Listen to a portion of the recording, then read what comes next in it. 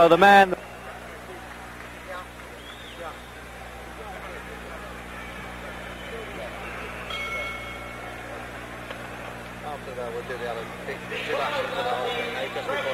Ali can put on, and this really is a shock for the ex-champion when the official champion Joe Frazier gets into the ring to receive an award.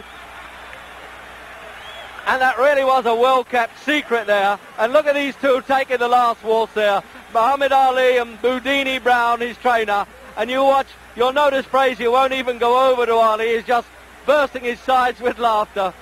What a character, this man. How can he do this when he's coming up for a fight? And even the intended victim, Floyd Patterson, there looks amused by it all. Good evening.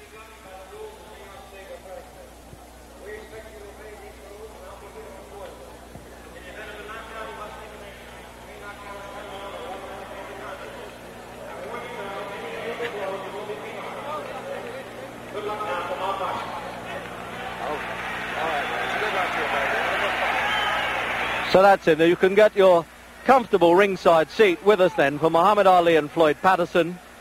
And the usual prayer there, the Muslim prayer by Muhammad Ali. He does this before all his fights. They're both wearing white trunks, but I think they're sufficiently well known not to bother with identification. And if you're not too sure, well, the man who's 29.5 pounds heavier, Muhammad Ali, he's the tall one of the two. So then this is the repeat match. They boxed in 1965 when Ali, or then Cassius Clay, was champion of the world, and he stopped Patterson in 12 rounds. Patterson's rather proud of the fact that he was still gamely on his feet at the end of that fight and wants to prove that Ali certainly did not carry him. And at 37, physically, doesn't this man Patterson look really extraordinary? 13.6.5 he weighs, 188.5 here. Jerry, we're going to go to the other mic.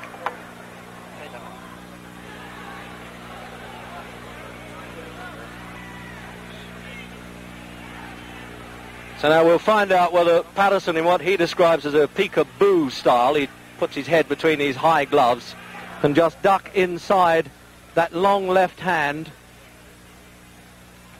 This left hand that he uses almost like a Chinese torture there, Ali, to wear down the opposition.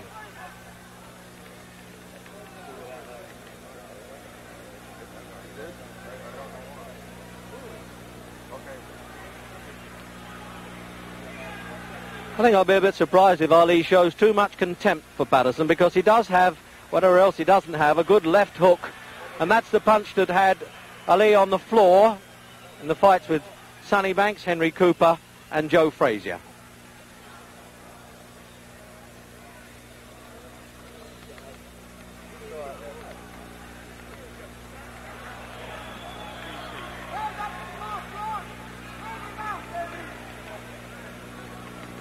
Just casual flicks, as you can see from the big man there.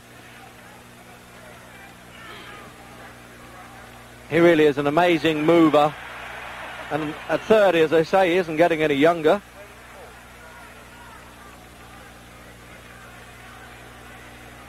So you can really say with these trunks, you're getting it in black and white as well as colour.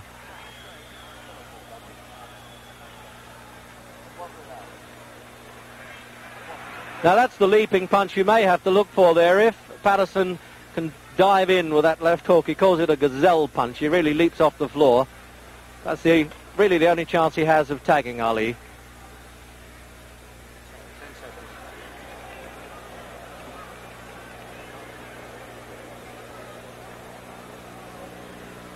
Watch it now.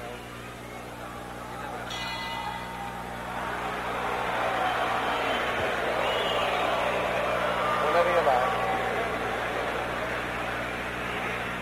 So at the end of that first round there, it looked to me as though Muhammad Ali had spent up so much energy shouting there at Joe Frazier, who was introduced into the ring before the fight, that he wanted to take it easy a bit in that first round. But I like the look of Patterson at 37. He really is incredible and could dance around quite a bit. Does not carry any superfluous poundage, but this man doesn't even consider it's worth sitting down at this stage.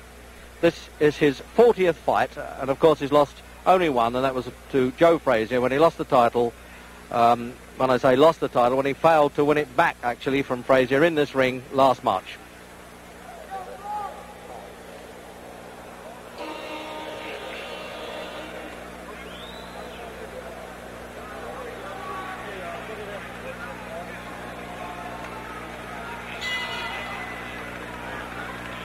So round two then, and the research round is over. And Ali just flicking that left hand, but when he decides to put a bit of weight behind it, it is a hurtful punch.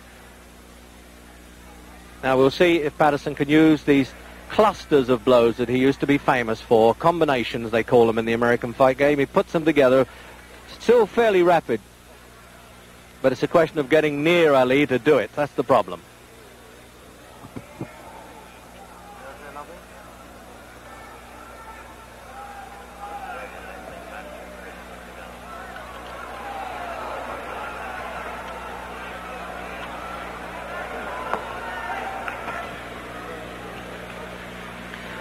Well, we had what looked like a rehearsal there for Patterson's leaping left hook. And there he is trying to work up a bit of steam there, trying to get a bit of tempo. But both extremely relaxed fighters. And you can understand that when you have a man who's been 20 years a professional.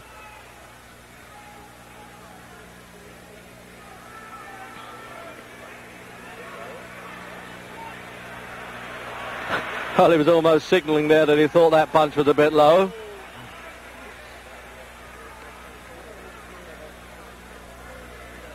Not only does he hurt with this, Ali, he breaks up the concentration of the opponent. That's the name of the game. Keeps him at bay all the time.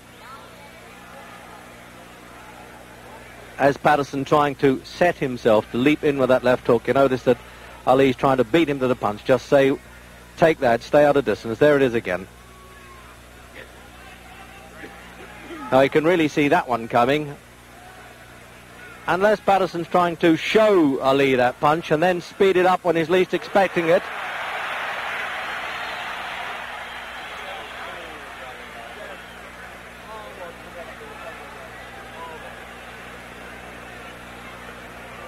Now this is a question now of Ali's defensive skills. He realised he can't take too many liberties with Patterson, because the last thing a veteran fighter loses is the power of punch. They get a little slower, but they can still bang a bit.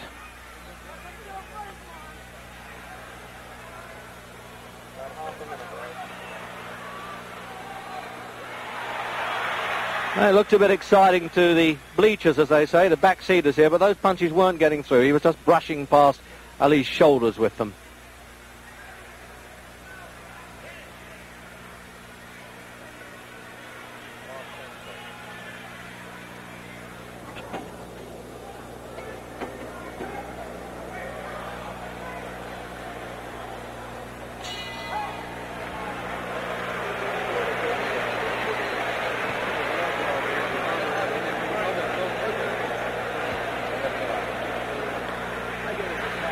So no, they're not bothering to...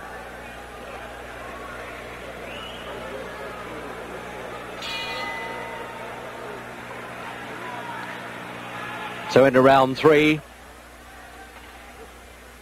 Incredible casual look the whole time about Ali. You just can't tell when he's going to start saying, well, now you're going to get it. He's having a look at Patterson, as they say.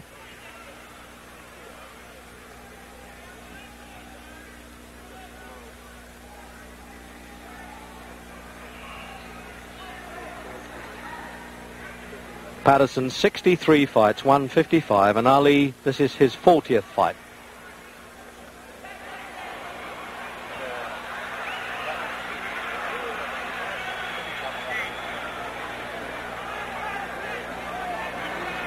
So that's the pattern, obviously. If Patterson is going to stand square, Ali's going to rip those punches up. But to give it to Patterson, he has all the spirit in the world. He'll come back at him. He did this for 12 rounds in Las Vegas when he had a crippled back and kept going, and rather resents the criticisms that Ali was carrying him. Although, to be fair to Ali, he denies that.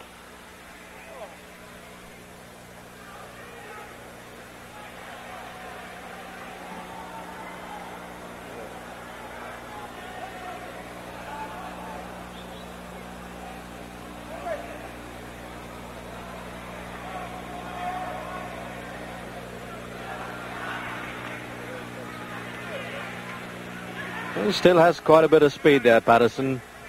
Obviously at 37, nobody can be quite the man they were, but Patterson reckons he's better now than he was at 30 anyway.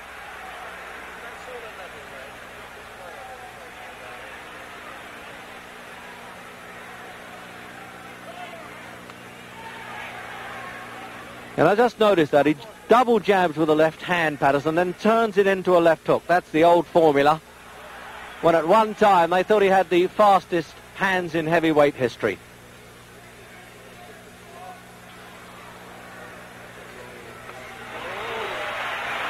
But now Ali's unloading on him a bit. The research rounds are over.